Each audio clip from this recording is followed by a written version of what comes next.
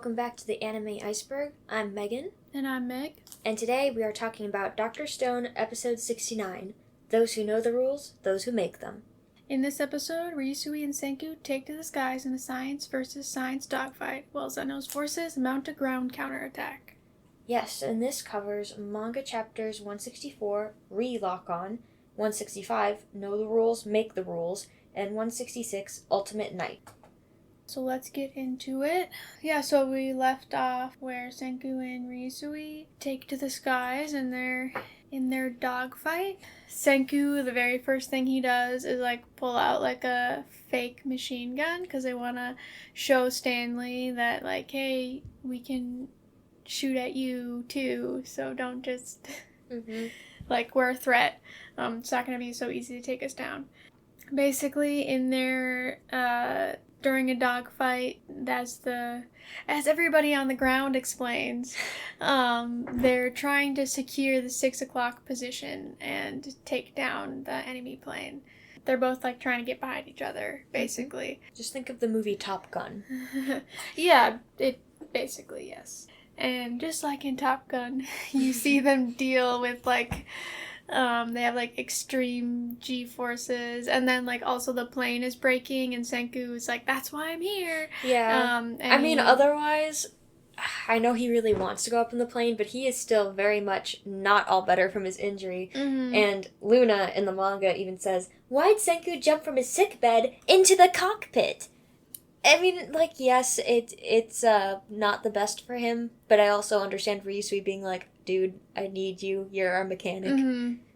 Yeah, but it's a lot on his body. Yeah. Ryusui is doing a great job because they managed to get behind Stanley by doing some fancy moves, but then Stanley gets behind them, and it's kind of a back and forth. Yeah. Stanley at one point is preparing to shoot, and in the manga says, "Prepare to die, Junior Science Club. I'll greet you in hell when I join you someday." And if you watch to the end of the episode, it's interesting why that person in the plane said that. I think that was Charlotte saying that. You think so? Maybe. Because they're dubbing over with Stanley. Yeah. And so okay, it's hard to know. It's really hard to know what is actually happening.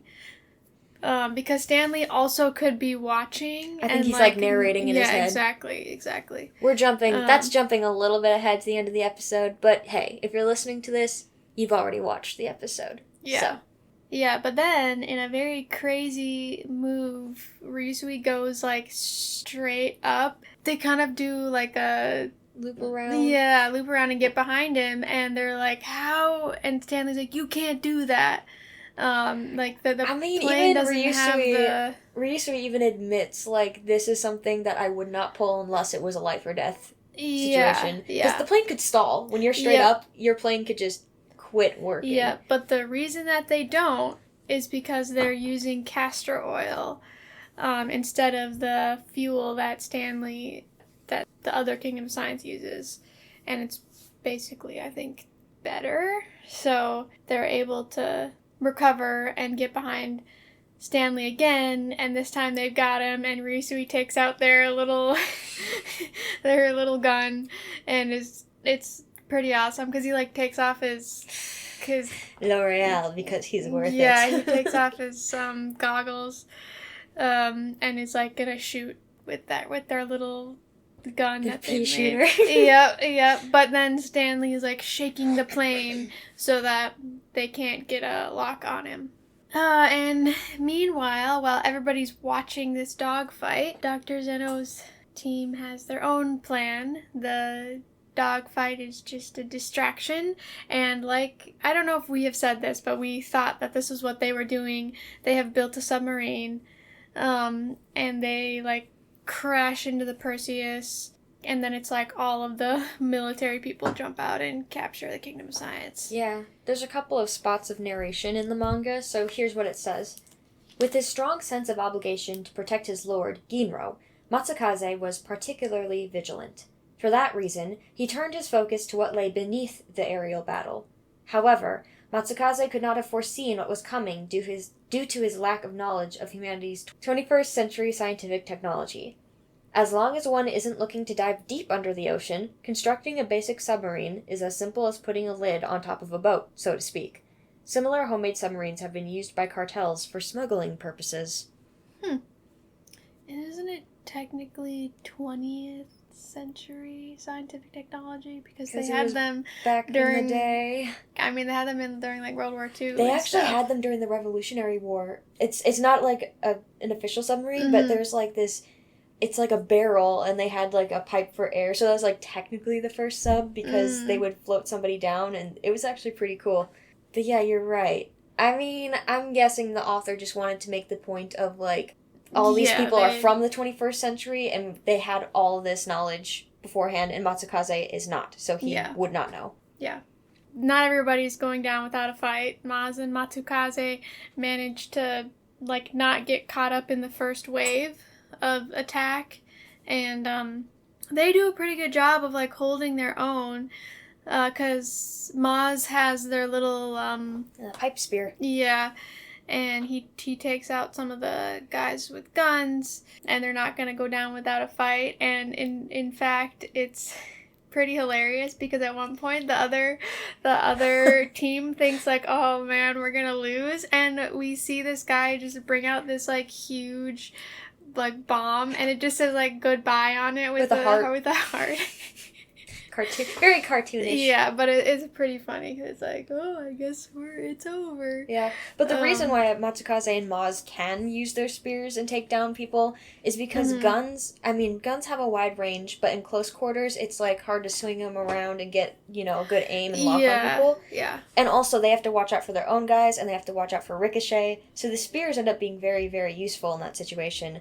And I think Aaron Dismuke has made the point of, remember that panel? Yep, he was talking about the zombie apocalypse. Yeah, he was talking about everyone wants swords or guns. Those are useless. A spear has really good reach. And he had this whole, like, spears and shields, people, that's the way to go. Yeah, which is fair. Yeah. Yeah, and so then we go back up to the skies, and Ryusui can't get a lock on Stanley, and so they go to plan B, which Senku's basically gonna, like, carpet bomb the other plane with acetylene gas, like, little acetylene gas bombs. And they get Stanley, and he starts to go down. But unfortunately, Senku, being in the state that he is, he accidentally, like, knocks over, or, like, breaks one of the bottles, and they get acetylene gas in their engine, and then they also start to go down. Yep. And when the plane goes down in the manga, it's a super cute, blink and you miss it panel, but Ryusui's helping Senku out of the plane when they crash. That's great. I mean, he's still injured. Yeah. So they immediately go to the other plane, because we're like, we gotta take this guy down now. And as they get closer, somebody starts shooting at them.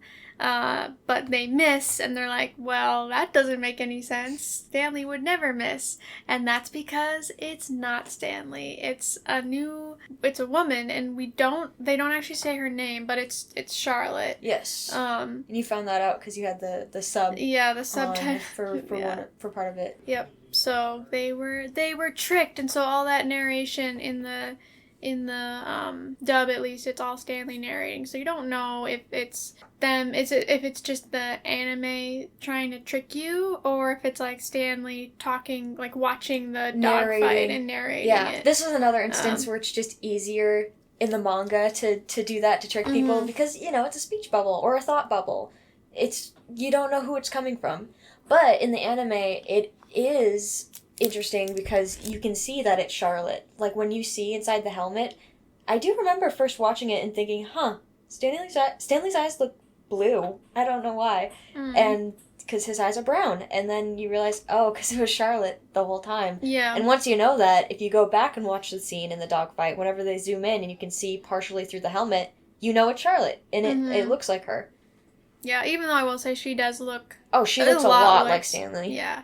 And then we see that Stanley was also hiding in the submarine, and he jumps out and shoots Maz and Matsukaze. Yep. She doesn't kill them, but... Gets them in the arms so they can't use their spears. Yep. And I saw somebody point this out, that the reason that he doesn't kill them is probably because they need all of the manpower that they can get. Humans are a precious commodity.